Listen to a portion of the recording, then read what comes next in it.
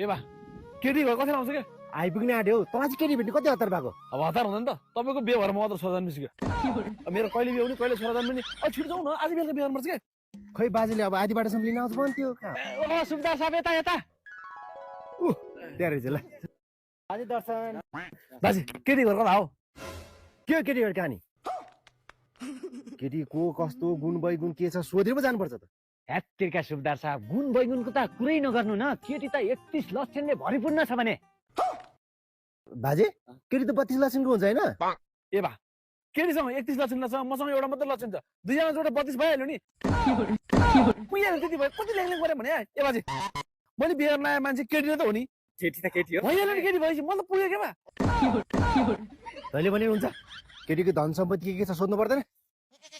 ह्यात्तिरका सुब्दार साहब तपाईँ धन सम्पत्तिको त चिन्तै नगर्नु न गाउँ घरको रोड साइडमा 3टा घर छ अनि काठमाडौँको सेक्सी खोलामा 5 रोपनी जग्गा छ भने बाजे पेप्सी खोला होला के पेप्सी खोला त्यही हुन सक्छ मलाई पनि थाहा छैन तर त्यो केटी जसले बिहे गर्यो सम्पत्ति सब उसैको हुन्छ भने केटीसँग हिँड्नु न यार बाजे तिरका बाबु हतार गर्नु पर्दैन के मैले केटीले कुरा गर्न लेतै बोलाएको छु भाइ मेरो तारिफ पनि केटी ल भइहाल्छ नि तपाईँ एक्स्ट्रा पैसा बाजे नमस्ते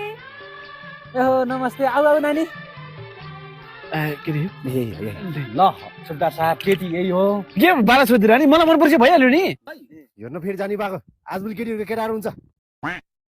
तिम्रो बोयफ्रेन्ड छैन नानी छैन अच्छा